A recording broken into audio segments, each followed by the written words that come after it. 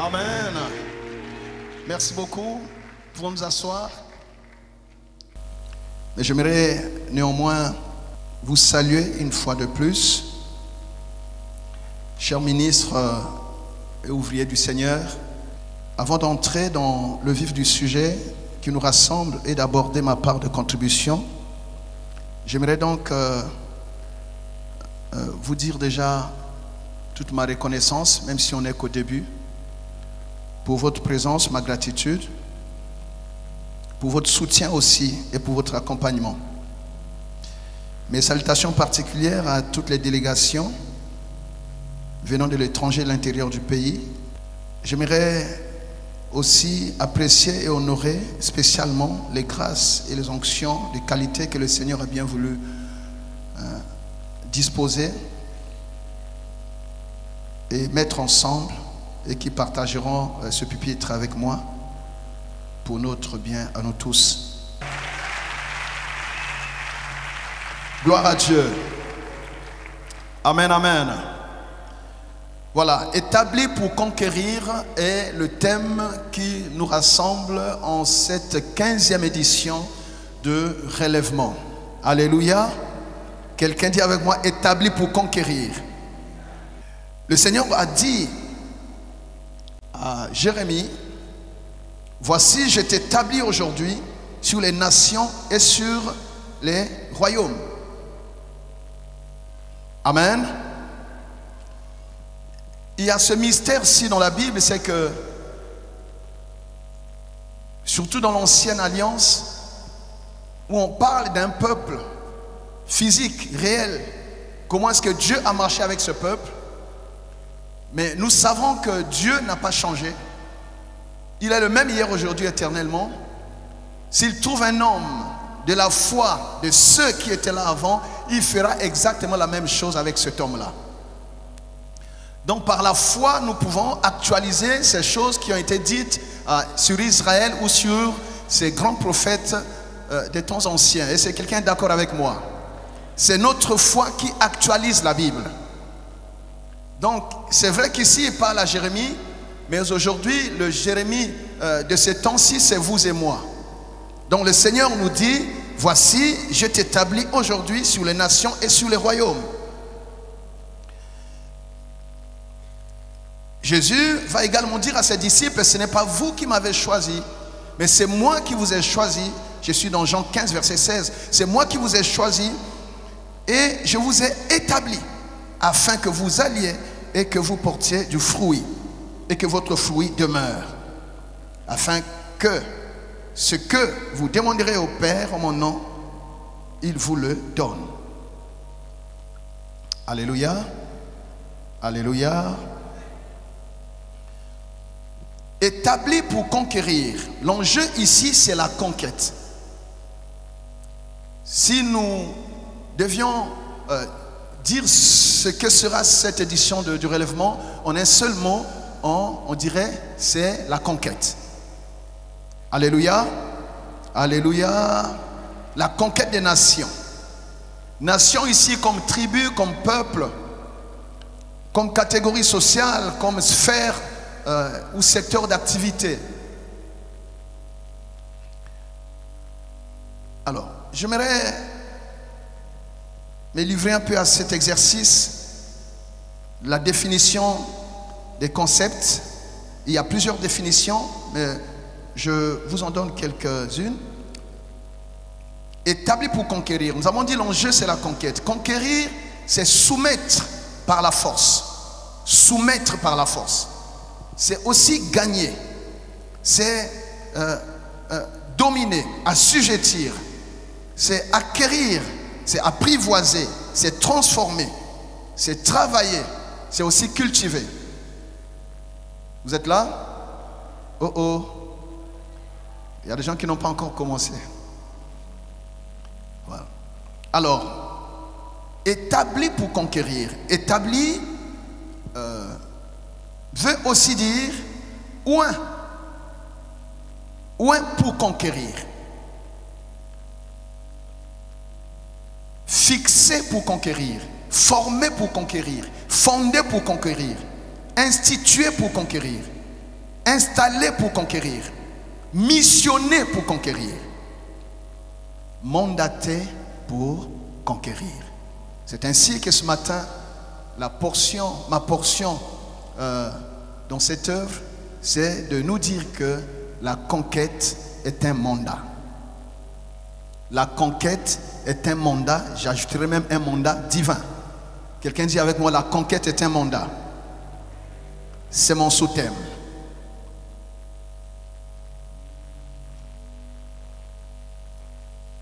La conquête est donc un mandat. Bien-aimé, Dieu est un Dieu de conquête. Dieu n'a pas tout fait en un seul jour. C'est après 6 jours qu'il a tout établi et il va finalement se reposer. Donc même la démarche de Dieu dans la création, c'est une démarche de conquête. Et il a créé l'homme également dans une dynamique de conquête. Il prit l'homme et le plaça dans le jardin pour le cultiver et le garder, nous dit Genèse 2, verset 15. Et quand nous prenons Genèse 1, un peu plus avant, Genèse 1, verset 27 à 28, il dit, il a créé, je lis cela, Genèse 1, 27 à 28, que nous aimons beaucoup. Le Seigneur dit, Dieu créa l'homme à son image, il le créa à l'image de Dieu. Il créa l'homme et la femme.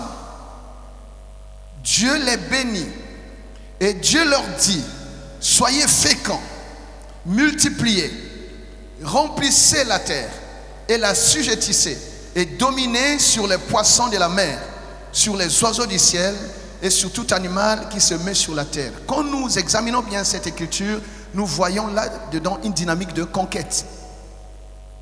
En fait, Dieu a établi l'homme sur un territoire qu'il lui a préparé mais qui était brut. Dieu n'a pas bâti de maison à Adam. Dieu n'a pas fait de champ à Adam. Quelqu'un m'entend? Dieu n'a pas chassé pour lui. Dieu n'a pas pêché pour lui. Dieu ne lui a pas préparé à manger. Il l'a placé dans un jardin et il lui a dit, c'est à toi de le cultiver, c'est à toi de l'assujettir, c'est à toi de l'apprivoiser, c'est à toi d'en faire ce que tu veux. Alléluia. Donc toute la Bible est une affaire de conquête. C'est une affaire de conquête. Gloire à Dieu. Je disais gloire à Dieu.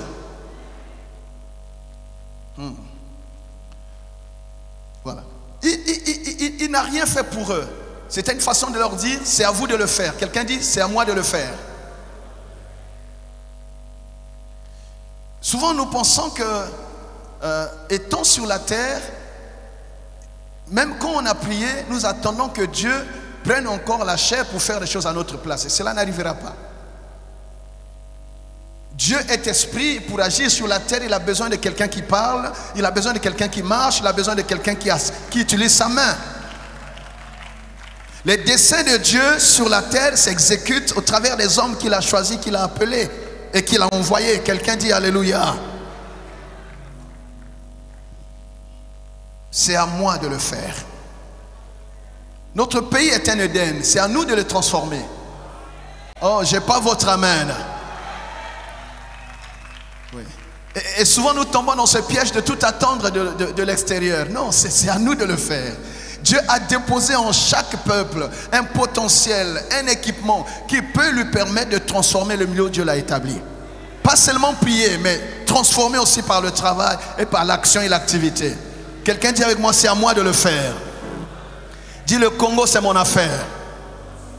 Ma famille c'est mon chantier. J'aimerais te dire que ce chantier-là est ton affaire. Donne-moi un meilleur amen. Tout était là. Cependant, c'était à eux d'aller le chercher, d'aller extraire ou de le transformer. J'aime ce verset qui a fait l'objet d'une conférence à laquelle j'ai pris part avec l'apôtre Abraham Gabou, où le thème c'était « L'homme fait cesser les ténèbres ». C'est Job qui le dit. Job 33. Job 33. Vous allez voir là-bas que dans ce chapitre, on parle même de l'extraction minière.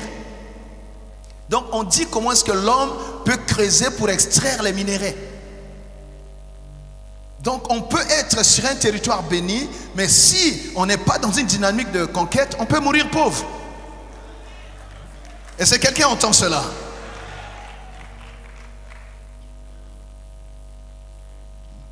Dieu ne nous mettra jamais les choses sur un plateau d'argent. C'est à nous de travailler. Quelqu'un dit c'est à moi de travailler. C'était donc à l'homme d'apprivoiser, de transformer et de conquérir. Nous avons parlé d'Adam et Ève. Vous voyez? Mais il en est de même pour Abraham. Abraham a dû sortir de sa zone de confort pour conquérir des territoires nouveaux, des espaces nouveaux. S'il n'était pas sorti, il n'aurait jamais conquis tous ces territoires dont on parle. Et souvent, nous sommes tellement bien installés dans notre zone de confort qu'on pense que ce n'est qu'à cela que Dieu nous a appelés. Non, Dieu nous appelle à plus que ce que nous faisons aujourd'hui. Dieu nous appelle à plus que l'église des 4 murs ou qui est déjà saturée de notre onction, alors que notre onction est réclamée et attendue au dehors. Quelqu'un dit Alléluia. Tu vois, Abraham, il est sorti. Isaac lui-même a dû conquérir, même reconquérir les territoires perdus. Recreuser les puits perdus, comblés par les adversaires. Si tu n'es pas dans la conquête, tu peux être au moins dans la reconquête. Vous savez, ceux qui sont passés avant nous ont mis la barre à un certain niveau. Parfois, à cause des choses, des difficultés, leur héritage commence à être dissimulé. Mais c'est à nous qui venons après de recreuser et de ressortir cet héritage. Souvent nous condamnons nos parents. Non, ils ont fait ce qu'ils ont pu faire. C'est à nous d'aller plus loin. C'est à nous de reconquérir la dignité perdue, la grandeur perdue. C'est à nous de le faire. C'est un mandat. Alléluia. Tu vois, Jacob autant. Jacob a dû quitter pour conquérir des territoires nouveaux. Qu'est-ce qu'on peut dire de Joseph? Lui, forcément, c'est Dieu qui va tout organiser pour l'envoyer conquérir l'Égypte. Amen. Ah oui. Dieu l'a forcé. Dieu s'est servi de la haine de ses frères pour le pousser à aller jusqu'en Égypte. Parce qu'il avait une vision. Quelqu'un m'entend? Il avait une vision. Mais lui, il pensait que non, cette vision-là, Dieu veut qu'elle se matérialise. Alléluia. C'est comme cela qu'il va conquérir l'Égypte. Et il va participer à l'essor économique et social jusqu'à y installer son peuple et à épargner son peuple de la famine. Amen. Alléluia. Moïse également. Moïse a conduit la conquête. Moïse a initié la conquête. Dieu l'a choisi. Dans une génération, il y a toujours des personnes, peut-être pas tout le monde tout de suite, mais il y a toujours une, deux personnes, des pionniers. Des pionniers, c'est comme cela qu'on nous parlera un peu de ça. Des combats des pionniers. Tu vois? Moïse a été donc ce leader que Dieu a trouvé. Parce que Dieu a trouvé en lui un fardeau. La conquête, peut-être j'en dirai un mot tout à l'heure, c'est une affaire de fardeau. On ne peut pas conquérir si on n'a pas de fardeau. C'est le fardeau qui fait nos motivations. Alléluia. Alléluia. Le fardeau. C'est ce fardeau qui a fait que quand il a vu ses frères être malmenés, mais il s'est levé tout de suite, il dit ça ne peut pas continuer comme ça. Ma prière est qu'à l'issue de ce programme, vraiment, que quelqu'un se révolte pour dire ça ne peut pas se terminer comme ça ne peut pas finir ici, ça doit avancer, la barre ne peut pas rester à ce niveau. Quelqu'un dit Alléluia. J'ai trouvé les choses à ce point, mais je ne peux pas laisser la situation telle qu'elle. Oh, Moïse ne fera peut-être pas tout, mais il doit néanmoins faire sa part. Chacun doit jouer sa partition. Tu vois? Moïse a donc conduit. Le Seigneur lui dit, oh, je déplore qu'on n'ait pas l'écran, que Dieu nous aide. Si on peut tout faire pour que, après moi, qu'il y ait l'écran, ça serait une très bonne chose. On nous rendrait vraiment service. Exode 3, verset 7 dit ceci.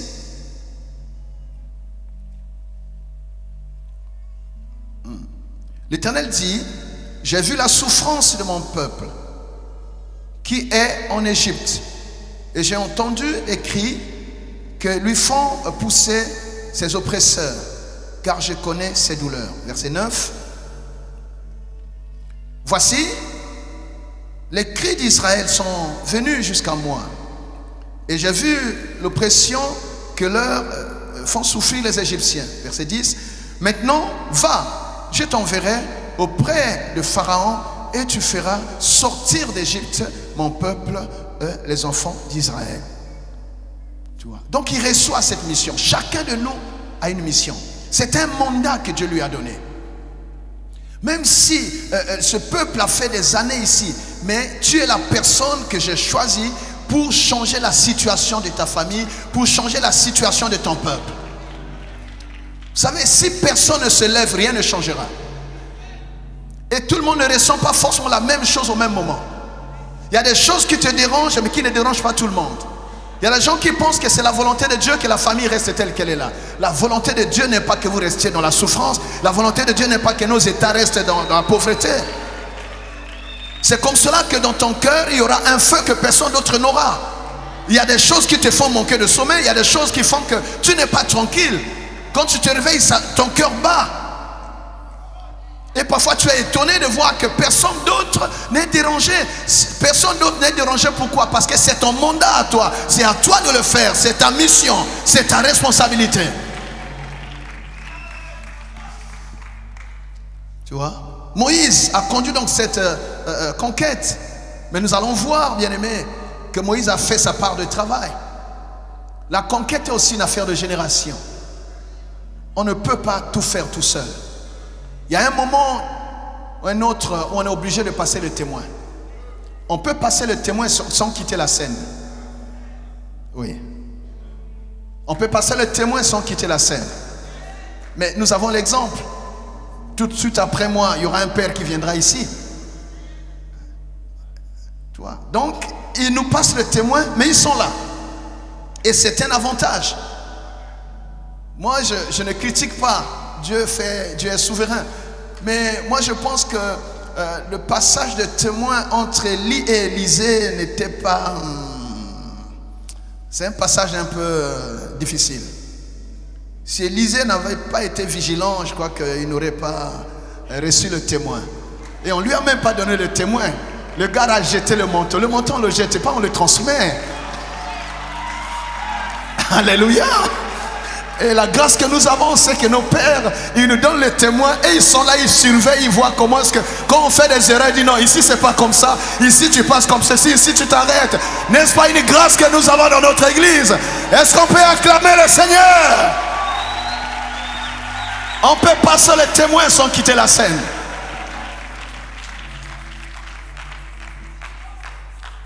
C'est ainsi que Josué, quelqu'un dit avec moi Josué. Et quand je parle de cela, je fais un clin d'œil au prophète Nguéouya, il sait de quoi je parle. Josué 1, verset 2. Moïse, mon serviteur, est mort. Maintenant, lève-toi, passe ce Jourdain, toi et tout ce peuple, pour entrer dans le pays que je donne aux enfants d'Israël. Amen. Tu vois? Moïse a fait sortir Israël d'Égypte. Après, on peut dire, d'après la lecture, que voilà, il a fait des erreurs. Et moi, je pense que j'aime pas trop dire que Moïse a échoué. Moïse n'a pas échoué. Il a juste terminé sa part de travail. Il a terminé sa part. Tu ne m'as pas dit un bon amen. Parce que quand nous lisons Exode, Dieu lui dit exactement, tu dois faire sortir. Il ne lui a pas dit, tu feras entrer. Il lui dit, tu dois faire sortir. Quelqu'un dit Alléluia. Mais c'est quand Josué se lève, Dieu lui dit, c'est maintenant à toi de prendre le relais qu'a laissé Moïse et de faire entrer ce peuple dans le pays que j'ai promis à leur père de leur donner. Je crois qu'ici, s'il n'y a pas un Moïse, il y a au moins un Josué. Mais s'il y a un Moïse, je dis à un Josué que c'est à toi de faire entrer le peuple dans le pays que, alléluia, Dieu a promis à nos pères de nous donner. Donnez-moi un meilleur amen. Là où Moïse a commencé, il y a un Josué qui doit achever. Et ici, il y a ou de Moïse ou de Josué. Je dirais mais et de Moïse et de Josué. Tu es l'un ou l'autre. Donnez-moi un bon amen. En tout cas, le rêve de Dieu ne mourra pas. La vision de Dieu ne mourra pas. Donnez-moi un bon amen. Si Moïse a fait sa part, il y a un Josué qui doit prendre le relais.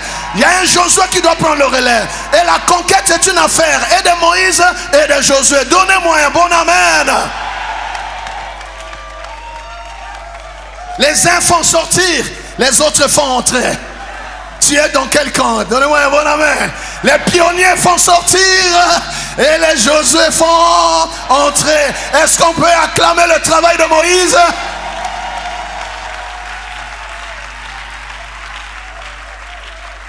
Amen, amen. Les Moïse préparent le terrain. Quelqu'un dit Alléluia. Moïse prépare le terrain. Moïse rencontre la mer rouge. Moi je suis Josué. Je ne rencontrerai pas la mer rouge. Papa, moi c'est le Jourdain. Moi c'est pas la mer rouge. Quand tu es Josué, Dieu va faire que tu ne répètes pas le combat de Moïse.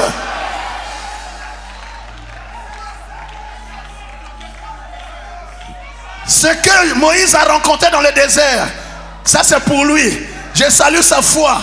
Je rends grâce à Dieu pour Moïse. Mais moi je prends le relais là où Moïse s'est arrêté. Je ne répéterai pas le combat de Moïse. Papa, nous ne répéterons pas vos combats. C'est comme cela qu'on vous honore.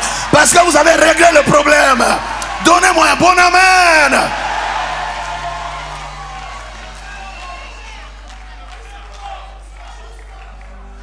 Alléluia. Alléluia. Oui. Il y en a qui ont besoin de bâtons pour que la mer rouge s'ouvre. Mais nous les Josué, nous on marche seulement. Et le Jourdain lui-même il se retire. Donnez-moi un meilleur amen, ma soeur, mon frère. Non, après ce relèvement, je prie de tout mon cœur, bien-aimé, que les limites soient repoussées. Oh, tu m'as pas dit un bon amen. Que les frontières soient repoussées. Ça ne s'arrêtera pas en chemin. Dieu ne nous a pas menti. Cette église a des promesses. Et on ne s'arrêtera pas ici. Nous allons conquérir des territoires nouveaux. Quelqu'un dit Jésus.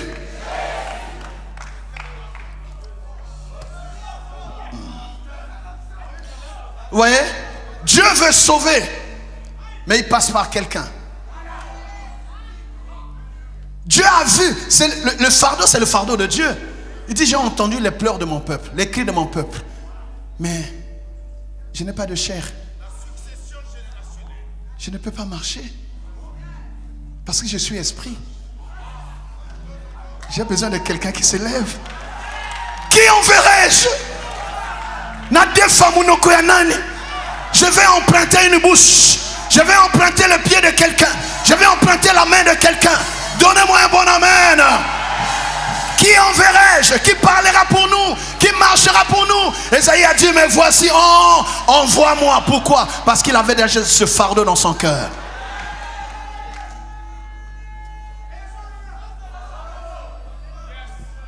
Tu vois? Quelqu'un dit Alléluia. Dis, la conquête est ma responsabilité. Tu vois? C'est comme ça qu'il va aussi dire à Paul un jour, il dit, mais j'ai un peuple nombreux dans cette ville, mais il faut que tu te lèves, il faut que tu sortes, il faut que tu marches, il faut que tu parles. Moi je vais te sécuriser. Personne ne mettra la main sur toi, mais lève-toi, marche et parle.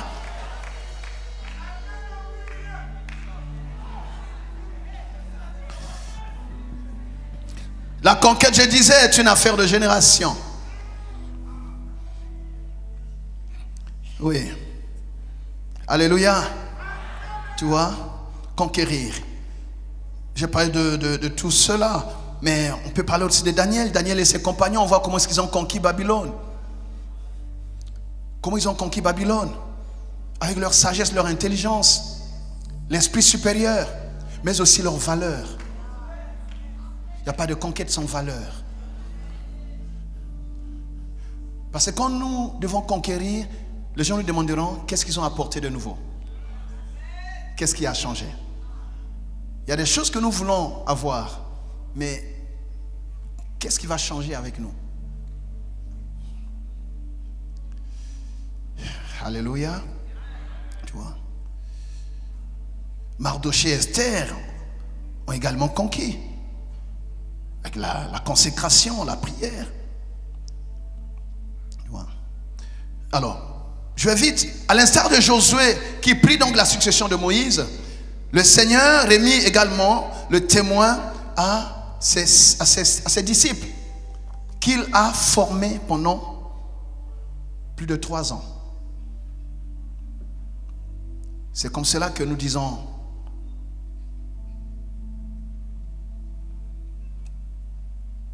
premier point, qu'il n'y a point de conquête sans formation. Vous allez voir que tous les conquérants ont été formés. Quelqu'un m'entend? Il n'y a pas de conquête sans formation. Moïse a formé Josué. Jésus a formé les disciples. On ne peut pas confier les choses importantes à quelqu'un qu'on n'a pas formé. Il n'en prendra pas soin comme vous-même parce qu'il ne respectera même pas votre sacrifice. On ne confie pas des choses aux gens par complaisance. Sinon vous disparaissez avec votre héritage.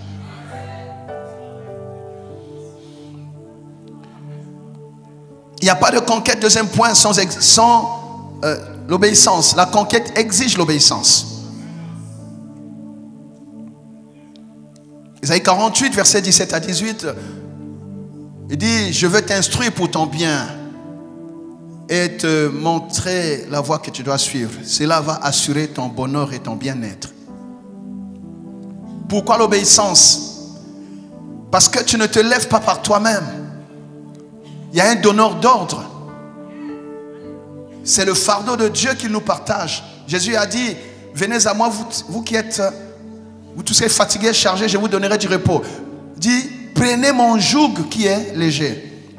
Donc Dieu nous partage son fardeau. Alléluia. Et quand Dieu nous appelle, il nous dit généralement où il nous envoie. Où, quand, pourquoi et même avec qui. Donc si on n'obéit pas à ça, on peut échouer même avec un bon appel. Parce que souvent nous levons quand Dieu nous a appelés. Mais quand Dieu nous a appelés, ça ne suffit pas pour partir. Il y a viens, il y a après préparation, puis après va. Donc quand il dit viens, si on n'est pas encore préparé, on va seulement avec le viens, on va échouer. Et quand on va, où est le plan de vol? Comprenez? Je suis rattrapé un peu par mon métier. Où est le plan de vol? Un avion ne peut pas décoller si le pilote ne sait pas où est-ce qu'il va. Et il est très dangereux de confier sa destinée à quelqu'un qui ne sait pas où est-ce qu'il va. On ne se lève pas parce que tout le monde se lève. On doit avoir une boussole, on doit avoir un cahier de charge, on doit avoir une direction.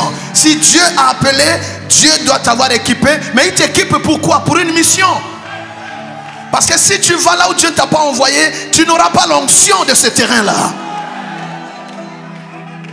L'onction que Dieu nous donne répond à la mission, au terrain qu'il nous a donné.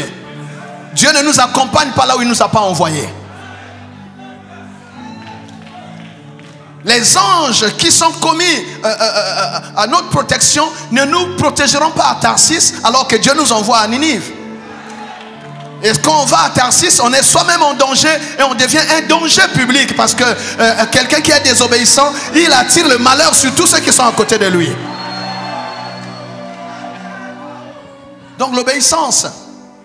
Un jour, le Seigneur a dit à Balaam, bon, on peut l'appeler prophète, hein? On va être gentil, on l'appelle prophète. Il lui a dit, pourquoi tu frappes l'animal? C'est pas lui.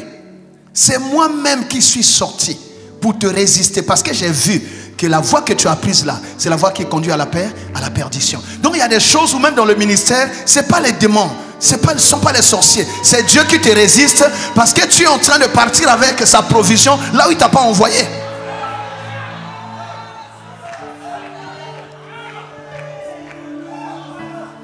Donc il y a des gens vraiment appelés, mais qui ne sont pas là où ils devaient être. Qui ne sont pas en train de faire ce que Dieu leur a demandé de faire.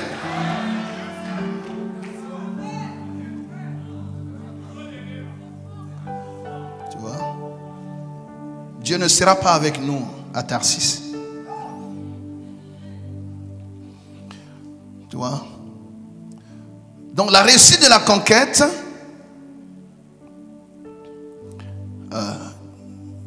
est rattachée aussi à notre capacité d'obéir exactement à ce que Dieu nous a dit. Tout ce que Dieu a appelé, il leur a dit clairement ce qu'il attendait d'eux. Et tant qu'on n'a pas cette lettre de mission, il ne faut pas. Parce qu'il y a la lettre de mission et il y a les frais de mission.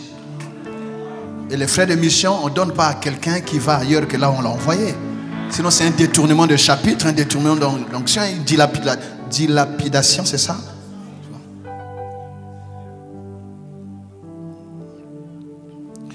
3, la conquête exige d'être bien entouré. Dieu peut nous appeler seul, mais généralement il ne nous envoie pas seuls.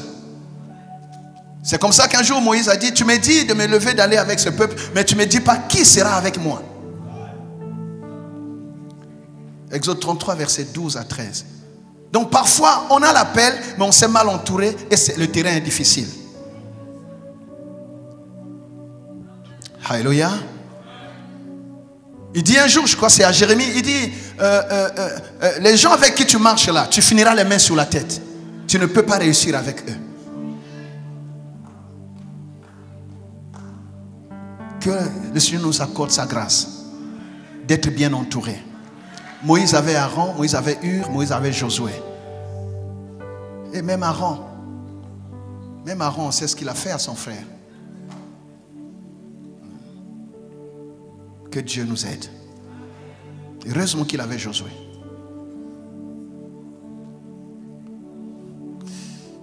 Alléluia. La conquête exige le courage, mais aussi la sanctification. Je rattache la sanctification à l'obéissance, oui, mais j'aimerais mettre un point. Vous voyez, Josué, il venait de réussir une grande conquête à Jéricho, qui était une grande ville fortifiée. Mais une petite ville comme Haï, il a échoué. Pourquoi? Parce que là-dedans, il y a quelqu'un qui n'avait pas obéi aux instructions du Seigneur. Dieu a dit, ne touchez pas à ça. Lui, il a pris. Et le malheur s'est abattu sur tout un peuple à cause de la désobéissance d'un seul. Que Dieu nous préserve de tout camp qui est autour de nous au nom de Jésus.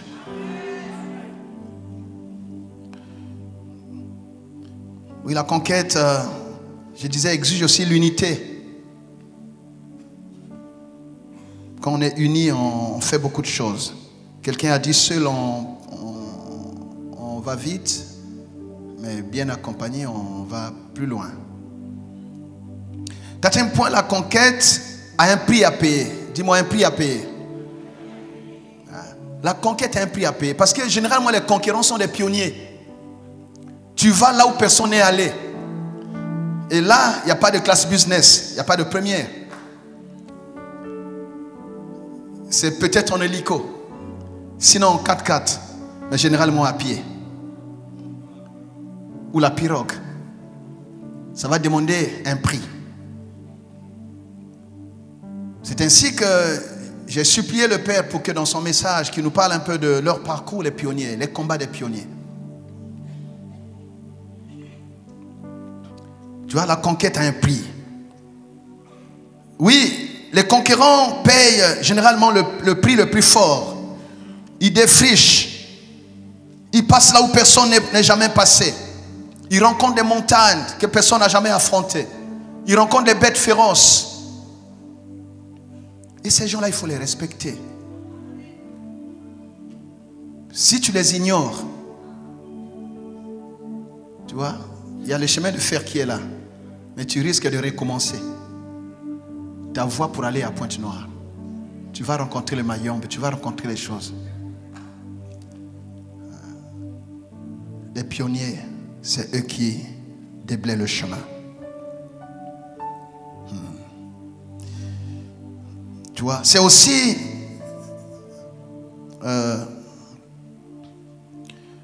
je l'ai dit, la conquête, ça requiert un fardeau. C'est-à-dire il faut que tu ressentes quelque chose dans ton cœur. C'est ce fardeau qui va motiver notre action, notre sacrifice. Quand il n'y a pas de fardeau, il n'y a pas de sacrifice. Et je disais que la conquête est une responsabilité. Pourquoi? Parce que les générations d'après dépendent de ce que nous faisons aujourd'hui. Si nous prenons la mission, le travail à la légère, mais ceux qui viennent après vont en pâtir.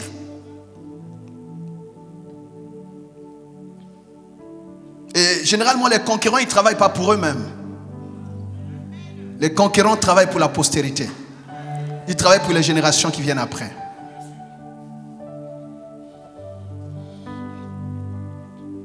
Conquérir les territoires et les espaces nouveaux ne suffit pas, mais il faut aussi les sécuriser. Quelqu'un viendra nous en parler.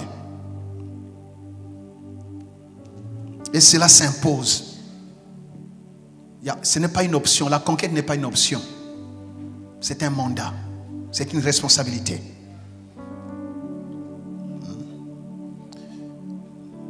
Nous avons dit qu'il n'y a pas de conquête sans formation. Mais on dira aussi qu'il n'y a pas de conquête sans préparation. Tout ce que Dieu a utilisé, il les a d'abord préparés. Il les a d'abord préparés. Quand nous prenons la conquête dans le cas de l'église, ils ont été pourtant bien enseignés, mais ils ont dû s'enfermer dans la chambre haute pour se préparer. Aujourd'hui, nous sommes trop dehors. On veut conquérir en restant dehors tout le temps. Parfois, on est sur la montagne, on a une caméra, on doit montrer comment nous prions sur la montagne. Quelle est cette armée qui dévoile ses secrets à tout le monde?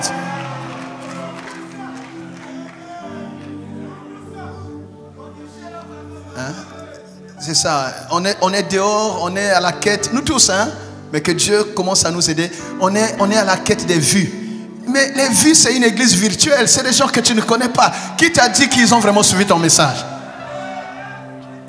Non, j'ai 1000 vues, j'ai 1 million de vues. C'est un mensonge, c'est un jeu du diable. Est-ce qu'il y a quelqu'un ici? Parfois, on néglige l'église qui est là, que Dieu nous a donnée, mais on se bat sur Internet pour avoir une église qu'on ne voit pas.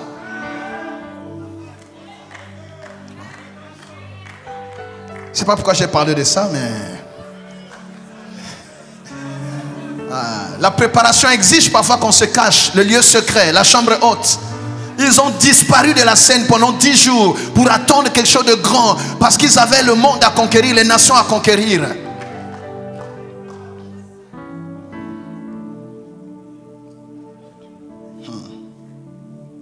Alléluia. Que Dieu nous aide. Alors, pour terminer, j'aimerais parler de la conquête dans le cas de l'église. Vous voyez, quand nous parlons de la conquête, nous voyons souvent Josué et tout ce que j'ai énoncé. Mais en fait, la conquête pour nous commence à partir de la Pentecôte. C'est comme cela que le verset que Dieu nous a donné pour cette 15e édition du relèvement, c'est le verset de Actes 1, 8. Après les avoir formés, il est mort, ressuscité. Il est resté 40 jours marchant avec eux, les enseignants. Et avant de partir, avant l'ascension, il leur dit: ne quittez pas Jérusalem. Attendez la puissance. Alléluia. Alléluia. Vous recevrez une puissance, le Saint-Esprit survenant sur vous, et vous serez mes témoins. Témoins ici, ça veut aussi dire conquérant. Vous serez mes témoins. Vous commencerez à Jérusalem. Quelqu'un dit Jérusalem. Vous passerez dans toute la Judée, quelqu'un dit toute la Judée. Vous irez en Samarie, quelqu'un dit Samarie, et jusqu'aux extrémités de la terre. Quelqu'un dit aux extrémités de la terre. Voyez-vous? C'est ça notre conquête en fait.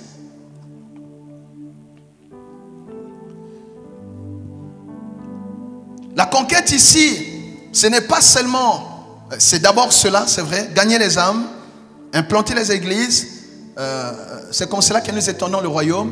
Mais ce n'est pas que cela. Une fois qu'on a fait cela, la conquête c'est aussi gagner, les sphères d'influence. Les secteurs d'influence, tous les secteurs d'activité que nous avons trop longtemps abandonnés à ce que nous appelons du monde. Jésus a dit, Père, je ne t'ai pas demandé de les enlever du monde, de les ôter du monde. Mais si Dieu nous laisse sur la terre dans ce monde ici, on a des choses à faire. Dieu fait toutes choses pour un but. Une fois qu'on a... Parce que, qu'est-ce qu'il y a? Quand on a reçu Jésus, on a la vie éternelle. On a le ciel. Mais la terre reste à conquérir. Tu as le salut, mais la terre reste à conquérir. Pour que ta famille sorte de la pauvreté. Pour que l'église ait son leadership. Pour que l'église soit respectée dans notre nation. Quand on a dit Alléluia, Alléluia, Amen, et après? Et après? Parfois on n'a même pas de quoi nous déplacer. On est rempli d'onction, mais on n'est pas respecté. Quelqu'un a dit la sagesse du pauvre est méprisée. Remplacer la sagesse par beaucoup de choses. La prédication du pauvre est maîtrisée. L'évangile du pauvre est méprisé. Alléluia. L'enseignement du pauvre est méprisé. Tu vois, donc si nous nous arrêtons seulement Alléluia, Amen, bien aimé, on aura des problèmes. La pauvreté, c'est la cause de plusieurs péchés. Je vous dis la vérité.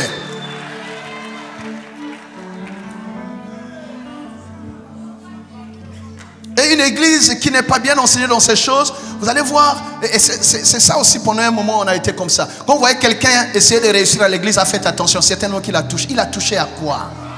Qu'est-ce que le diable peut donner aux gens? Il a touché à quoi?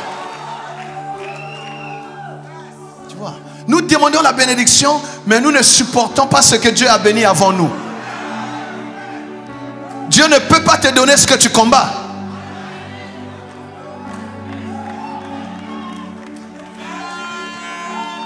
Un jour, j'ai prêché ça il n'y a pas longtemps à l'église. Papa, il y a une soeur qui est venue me dire, c'est passé là, qu'elle ne soit pas choquée. Dit, pasteur, Dieu m'a dit que tu dois prêcher la sanctification. Et je sortais d'un séminaire où j'ai prêché la sanctification pendant 4 jours. J'ai dit, ah, ma fille, tu étais là pendant les 4 jours? Non. Mais c'est un problème, hein? Si vous dites Amen, je vais terminer en lisant quelque chose qui va nous bénir. Alléluia. Quelqu'un dit avec moi gloire à Dieu. Est-ce que ça aide quelqu'un jusqu'ici? C'est bizarre, j'ai pas beaucoup de lumière ici. J'ai un peu du mal à lire.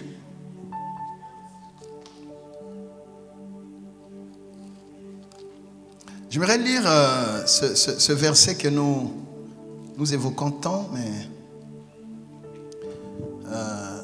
3 Jean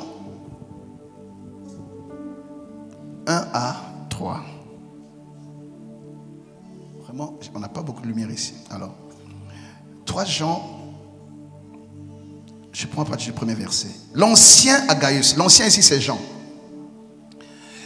Le bien-aimé que j'aime dans la vérité. Bien-aimé, je souhaite que tu prospères à tous égards et sois en bonne santé, comme prospère l'état de ton âme.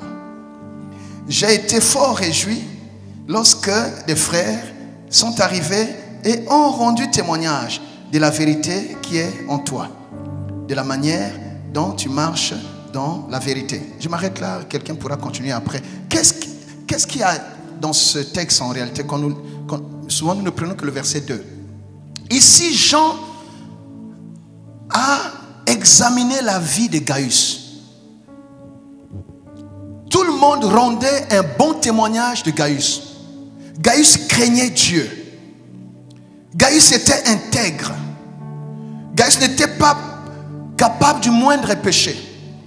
Mais ce que Jean n'a pas supporté, c'est que la vie de Gaïus était déséquilibrée. Il priait beaucoup, mais il était toujours malade. Il priait beaucoup, mais il était pauvre chez lui. Dis, de la même façon que tu prospères spirituellement, il faut aussi que tu sois en bonne santé et que tu prospères aussi dans les finances, que tu prospères dans tous les aspects de ta vie. Est-ce que quelqu'un entend cela? C'est ça ce que ça veut dire. Donc quand l'ancien regarde, dit, ta vie est un problème. C'est-à-dire ta vie là, on croira que Dieu n'est pas capable de bénir. Quel est ce Dieu là qui t'envoie seulement au ciel, qui n'est pas capable de te bénir sur la terre où il t'a établi?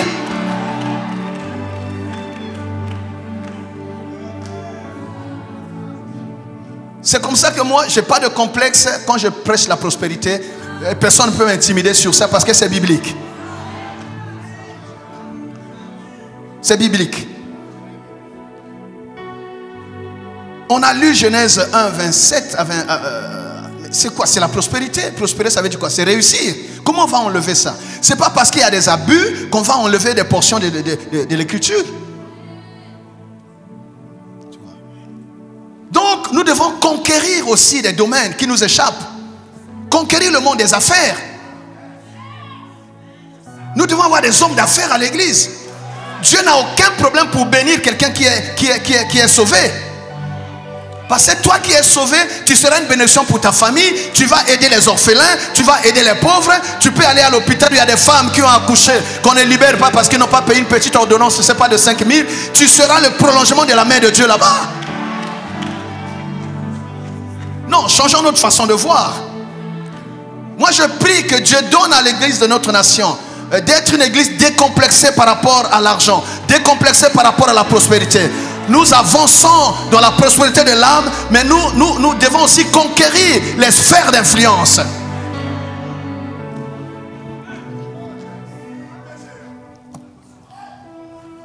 Quelqu'un me dit amen.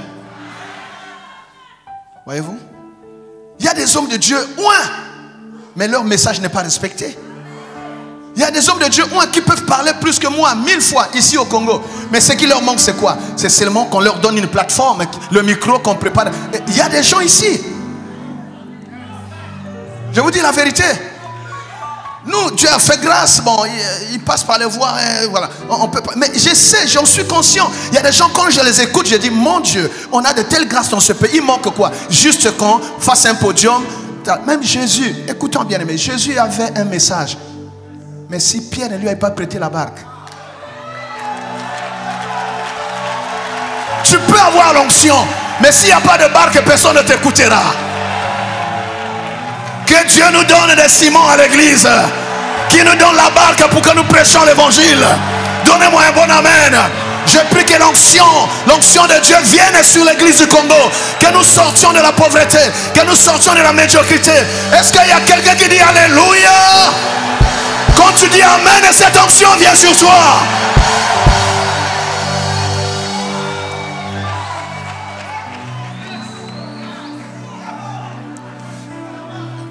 On doit avoir des gens à la magistrature.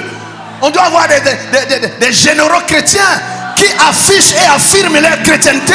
Pas des gens qui cachent leur chrétienté, qui sont chrétiens avec nous dans le secret. Et quand ils sortent, ils ont honte de tenir la Bible. Non, il faut qu'il y ait des gens dans ce pays qui assument leur chrétienté. Abimi, je suis ministre chrétien et c'est établi. Donnez-moi un bon amen. Ça n'arrive pas comme ça, ça peut aussi nous arriver ici. C'est comme cela que l'église sera respectée. Donnez-moi un meilleur amen. Qu'il y ait des grands groupes. Si Dieu nous donne, je prends un exemple, je sais que ça arrivera. Si Dieu nous donne un Dangote chrétien,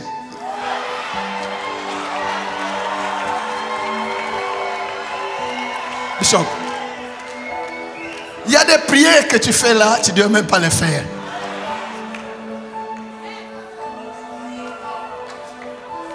Maintenant, le problème que nous avons, c'est quoi? Maintenant, les quelques-uns qui commencent un peu à briller, c'est nous-mêmes qui les étouffons. C'est nous qui les combattons. Quand vous combattez ce que Dieu élève dans la prospérité, vous garderez seulement le message du salut. Vous irez au ciel, mais ici, vous allez souffrir.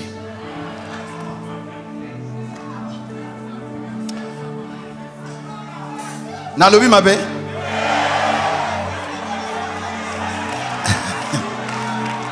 Oui, Dieu va élever cette église.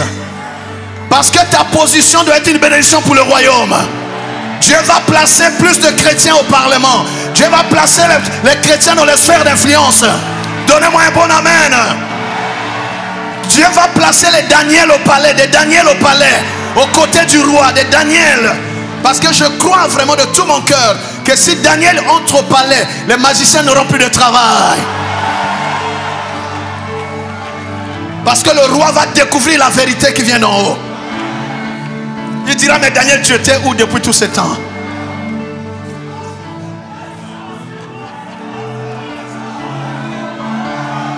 Je prie que Dieu suscite des Daniel aux côtés des rois.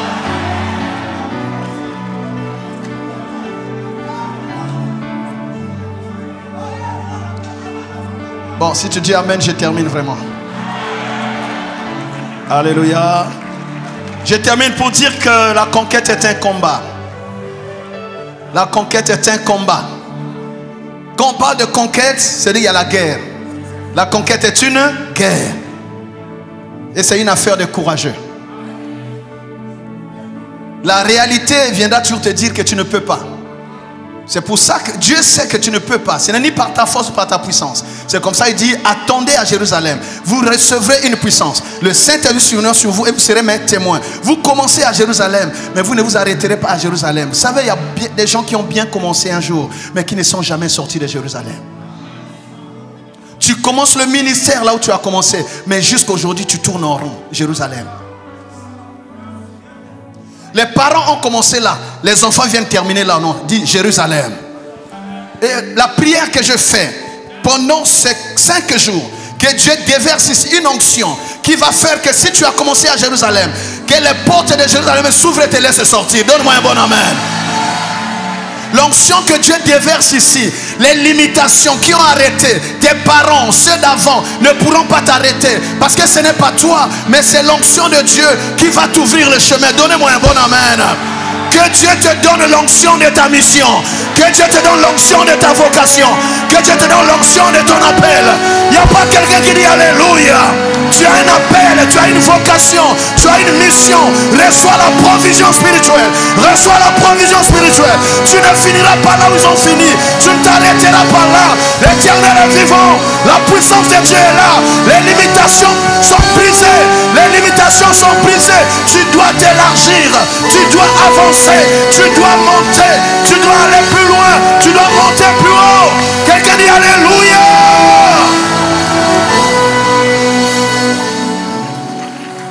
Les limitations de quartier, les limitations environnementales, les limitations parfois familiales, les limitations, ce sont souvent des choses que le diable organise. Mais toi, ça ne pourra pas t'arrêter. J'ai dit, toi, ça ne pourra pas t'arrêter. Tu ne t'arrêteras pas là où Moïse s'est arrêté.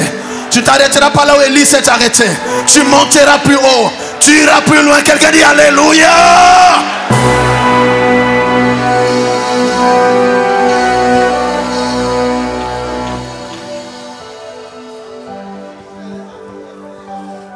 Tu peux commencer à Jérusalem, mais tu ne dois pas finir à Jérusalem. Si tu finis à Jérusalem, tu as échoué.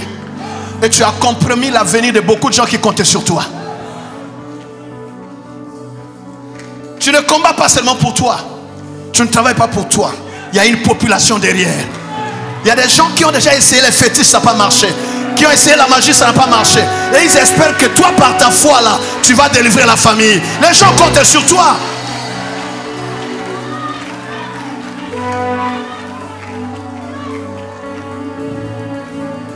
Dis, je sors de Jérusalem. Dis, les limitations de Jérusalem ne pourront pas me bloquer. Au nom de Jésus-Christ de Nazareth. Dis, je ne finirai pas ici.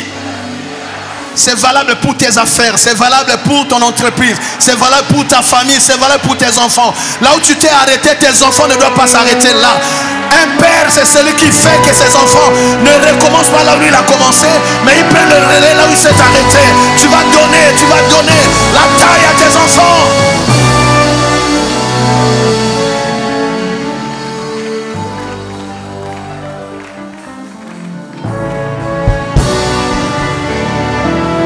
Il a dit à Moïse, dans Deutéronome 1, verset 6, vous êtes trop longtemps resté à Horeb. Vous êtes trop longtemps resté sur cette montagne. Je viens déchirer ton titre de séjour là où on t'a limité. Ton ministère ne restera pas là. Donne-moi un bon amen. Dieu t'a oint pour que tu dépasses Horeb. Dieu t'a oint pour que tu sortes de Jérusalem. Dieu t'a oint pour que tu passes la Judée. Dieu t'a oint pour que tu passes la Samarie. Tu dois aller aux extrémités de la terre. Il a dit, vous êtes trop longtemps restés là. Maintenant, levez-vous, tournez et partez. Dis, je pars. Pourquoi? Parce que la conquête continue. Il y a des territoires nouveaux à gagner. Ma soeur, mon frère, il y a encore des choses à faire avec Dieu. Ceux qui ont fait avant n'ont pas tout fini. Donne-moi un bon amen. Nous acclamons ceux d'avant. Nous acclamons leurs exploits. Mais nous aussi on arrive. Nous aussi on arrive. Nous aussi on arrive. Nous aussi on arrive. Bishop, on arrive nous aussi. Donnez-moi un bon amen.